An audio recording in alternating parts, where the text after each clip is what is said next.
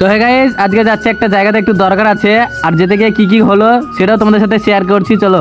আসসালামু আলাইকুম গাইস, আজকে যাচ্ছি আমার এই বন্ধুটা নানির বাড়ি যে পেছতে বসে আছে, এর একটু দরকার আছে সেই জন্য, তাই এই যে বাইকটা নিয়ে বেরিয়ে পড়েছি, এই যে যাচ্ছি এখন। আর গাইস, যাওয়ার পথে দেখলাম যে এখানকার ছোট ছেলেরা সব স্কুল থেকে বাড়ি যাচ্ছে, এই যে দেখো একসাথে কত সুন্দর বাড়ি যাচ্ছে।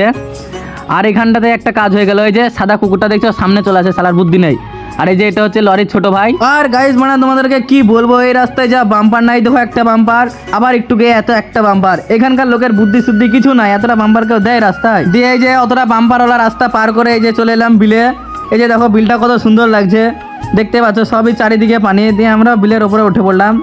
আর এই যে এটা সাঁকো বিলের, আর বিলে দেখতে পাচ্ছ দলে সব ভর্তি হয়ে আছে, চারিদিকে পরিষ্কার। আর এই যে দেখতে পাচ্ছ ছাগলটা কত সুন্দর শুয়ে আছে রোদে আরামে। আর এই কুকুরগুলো তো লজ্জাই নাই, প্যানই পরেনি দেখো। তো গাইস, অত কিছু দেখার পরে ফাইনালি চলে এসেছি ওদের বাড়িতে। এই যে এটা ওদের বাড়ি, আর ওই শালা আগে চলে যাচ্ছে দেখো আমাকে নাই লিয়ে। আবে দাঁড়াবে, আমাকে লিয়ে যাবে তো। ওকে মেলাবার পড়ার পরে যে লিয়ে এলো, এই যে ঘরে বসে আছি। আর এই যে চা ডিম দিয়েছে খেতে, কিন্তু শালা ডিমই তো নাই চায়ের মধ্যে, তাহলে চা ডিম হলো কি? আরও যে খেতে দেখো হাইনালের মতন।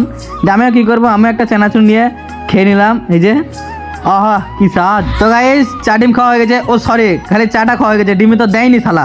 তো আবার দেখা হচ্ছে পরের ভিডিওতে, ততক্ষণ একটা লাইক করে দাও।